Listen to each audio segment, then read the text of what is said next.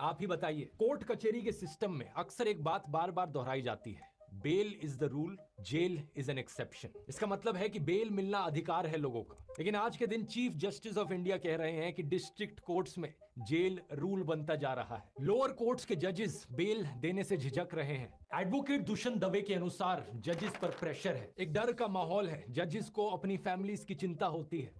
अब कुछ लोग कहेंगे कि अगर देश में हालत सही में इतनी बुरी है तो मैं ये वीडियो कैसे बना पा रहा? अगर देश सही में डिक्टेटरशिप की ओर गिरता जा रहा है तो मेरा मुंह बंद कैसे नहीं कराया गया अभी तक? अगर लोकतंत्र खत्म हो जाए तो ऐसी चीज चल ही नहीं सकती है यहाँ पे। द प्रिंट के शेखर गुप्ता ने भी यही आर्ग्यूमेंट उठाया था मेरे पिछले वीडियो के बाद। इन सब लोगों के लिए मेरा एक सवाल है, स्क्रीन पर इस वीडियो को देखो और मुझे बताओ कि ये गाड़ी टूटी हुई है या सही सलामत है।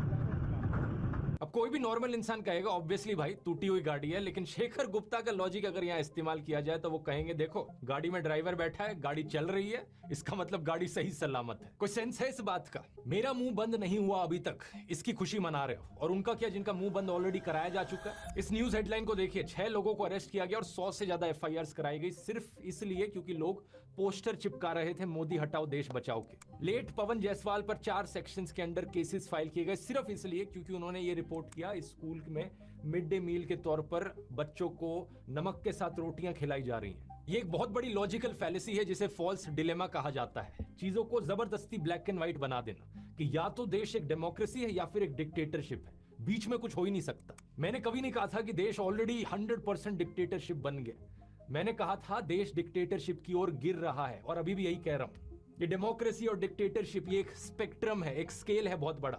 अलग अलग तरीके हैं जो डेमोक्रेसी मेजर करने के, वो भी 0 to 10 के बीच में नंबर देते हैं। अलग अलग टर्म्स का इस्तेमाल किया जाता है। अगर बहुत अच्छी चल रही है देश में डेमोक्रेसी तो फुली फंक्शनल लिबरल डेमोक्रेसी, उसके बाद है वर्किंग डेमोक्रेसी, खराब है डेमोक्रेसी तो फ्लॉड डेमोक्रेसी, उसके बाद डेफिशिएंट डेमोक्रेसी, उसके बाद इलेक्टोरल ऑटोक्रेसी, फिर हाइब्रिड रजीम और आखिर में अथॉरिटेरियन रजीम जो एक्चुअल डिक्टेटरशिप। लोगों को अपनी गाड़ी की इतनी चिंता होती है कि एक छोटा सा स्क्रैच या डेंट भी लग जाता है ना, चिल्लाने लग जाते हैं, वो गुस्से में आ जाते हैं। और यहाँ डेमोक्रेसी की गाड़ी पर ऐसे डेंट मारे हैं, इस तरीके से धज्जियां उड़ा दी गई हैं इस गाड़ी की कि लोग हैरान है देखकर कि गाड़ी अभी भी चल कैसे पा रही है। अगर आप अपने आप को देशभक्त कहते हो और गाड़ी की ये हालत देखकर भी अपनी आवाज नहीं उठाते तो क्या आप देशभक्त कहलाने लायक भी हो?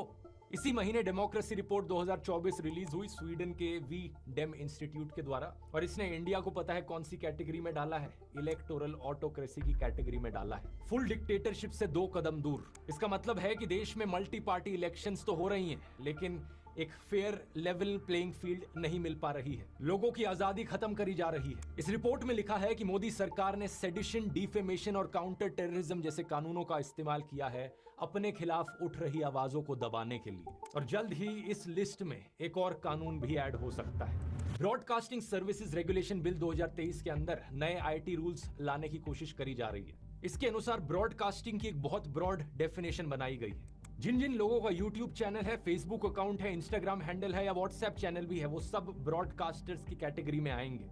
हर ब्रॉडकास्टर को सरकार के सामने जाकर रजिस्टर करना पड़ेगा और सरकार की एक सेंट्रल इवैल्यूएशन कमेटी होगी जिसको बहुत ज्यादा पावर्स दी गई हैं। ब्रॉडकास्टर सिर्फ वही वीडियोस या मैसेजेस भेज सकते हैं लोगों को जो इस कमेटी के द्वारा अप्रूव किए गए हों, except for specific programs exempted by the government. इस कानून के तहत सरकार के पास यह भी पावर होगी कि बिना प्रायर नोटिस के वो यूट्यूबर्स की इक्विपमेंट को जाकर सीज कर ले। तो एक बात तो पक्की है कि सोशल मीडिया पर भी लोगों की आवाज बंद करने की पूरी तरीके से कोशिश करी जा रही है। और जब मेरी आवाज फाइनली पूरी तरीके से बंद हो जाएगी तब क्या जवाब दोगे? तब क्या आर्ग्यूमेंट बचेगा? अरे कोई बोलने वाला ही नहीं बचा, इसका मतलब डेमोक्रेसी अच्छी चल रही है देश में। और इस गलत फहमी में मत रहना कि भाई मैं तो सरकार का सपोर्टर हूं, मोदी सपोर्टर हूं, मेरा कुछ नहीं जा रहा। अगर देश डिक्टेटरशिप बन भी जाए तो भी मेरे लिए तो सब अच्छा चलता रहेगा। सोनम वांगचुक भी एक बार सरकार को सपोर्ट करते थे जब आर्टिकल 370 हटाया गया था। मेरे ख्याल से ये लद्दाख के लिए बहुत ही खुशी की बात है, उसकी हक थी वो उससे वापस मिला है। लेकिन जब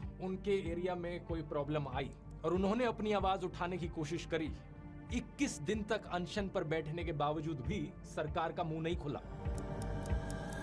डिक्टेटरशिप में एक डिक्टेटर सिर्फ अपने अहंकार, अपनी पावर, अपने पैसे से मतलब रखता है, उसे जनता की कोई फिक्र नहीं होती। बहुत से किसान भी सरकार के समर्थक थे, लेकिन जब उन्हें पता चला कि उन्हें अपनी मांगे रखने का अधिकार भी नहीं दिया जाएगा, सारा मीडिया उन्हें देशद्रोही करके बदनाम करेगा, तब उन्हें एहसास हुआ कि डिक्टेटरशिप का क्या मतलब हो सकता है। आप एक स्टूडेंट हो, पेपर लीक होता है, चुप बैठे रहो। बढ़ती महंगाई के खिलाफ आपको आवाज उठानी है, आवाज दबा दी जाएगी।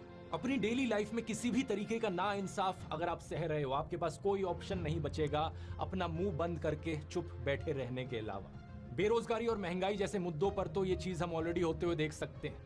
अगस्त 2023 में minister of state Jitendra Singh ने पार्लियामेंट को बताया कि 9,60,000 से ज्यादा सेंट्रल गवर्नमेंट जॉब्स वेकेंट पड़ी हैं। प्राइवेट जॉब्स की बात करी जाए तो हायरिंग प्लेटफॉर्म इंडीड ने फरवरी के इस साल में बताया कि दिसंबर 2021 से फ्रेशर जॉब पोस्टिंग्स डिक्लाइन होती जा रही हैं। मार्च 2024 की ये रिपोर्ट फ्रंटलाइन की है। आईटी सेक्टर में भी हायरिंग डिक्लाइन देखने को मिल रहा है।